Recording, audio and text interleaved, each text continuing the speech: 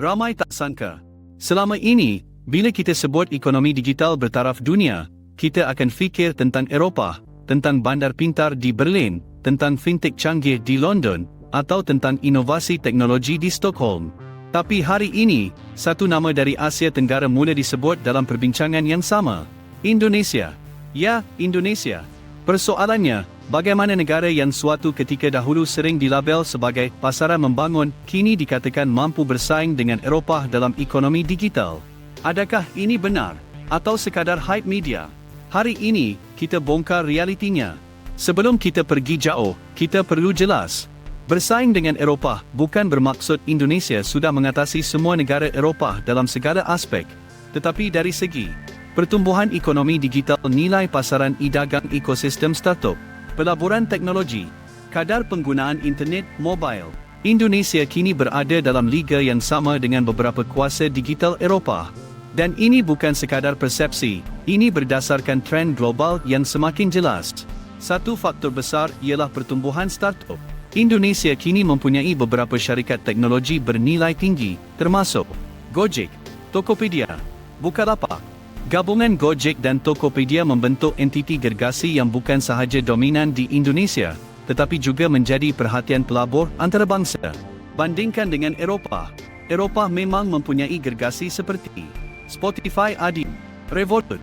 Namun yang mengejutkan, kadar pertumbuhan pasaran digital Indonesia jauh lebih pantas. Kenapa? Kerana Indonesia mempunyai satu kelebihan besar, skala populasi. Indonesia ialah negara dengan lebih 270 juta penduduk. Majoritinya muda. Majoritinya aktif dalam talian. Bayangkan kesannya kepada e-dagang, e-wallet, streaming gaming, pendidikan dalam talian. Setiap inovasi digital ada pasaran besar untuk berkembang dengan cepat. Di Eropah, pasaran lebih matang, tetapi pertumbuhan lebih perlahan. Di Indonesia, pasaran masih berkembang, dan skim yang menjadikannya ladang emas digital. Satu lagi faktor penting ialah revolusi pembayaran digital. Nama seperti OVO, Dana, telah mengubah cara rakyat Indonesia berbelanja. Daripada pasar malam hingga ke pusat beli belah besar, transaksi digital menjadi norma. Eropah memang sudah lama maju dalam sistem pembayaran tanpa tunai. Tetapi Indonesia mencatat lonjakan penggunaan digital wallet dalam tempoh yang sangat singkat. Skim yang menarik perhatian dunia. Ibu kota Indonesia, Jakarta, kini berubah pantas.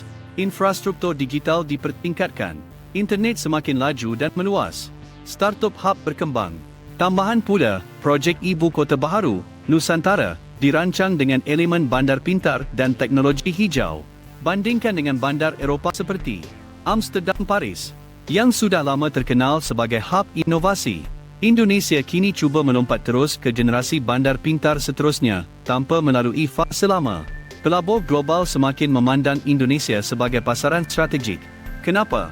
Kerana populasi besar, kelas menengah berkembang, penetrasi internet tinggi, potensi pertumbuhan jangka panjang Eropah stabil, Indonesia berkembang. Dan dalam dunia pelaburan, pertumbuhan adalah magnet. Sekarang kita perlu jujur. Adakah Indonesia sudah setaraf sepenuhnya dengan kuasa digital utama Eropah seperti Germany, United Kingdom, France? Dari segi teknologi mendalam, deep tech, AI lanjutan, dan R&D university, Eropah masih mendahului. Namun dari segi skala pasaran digital, kadar pertumbuhan, dinamika pengguna muda, Indonesia kini benar-benar kompetitif. Ini bukan soal siapa lebih hebat, ini soal siapa lebih pantas berkembang. Kerana persepsi lama sukar diubah. Selama bertahun-tahun, naratif Asia Tenggara sering melihat Eropah sebagai lebih maju. Tetapi dunia berubah. Internet meratakan peluang. Startup tidak lagi perlu lahir di Silicon Valley atau London untuk menjadi gergasi. Mereka boleh lahir di Jakarta dan berkembang ke peringkat global.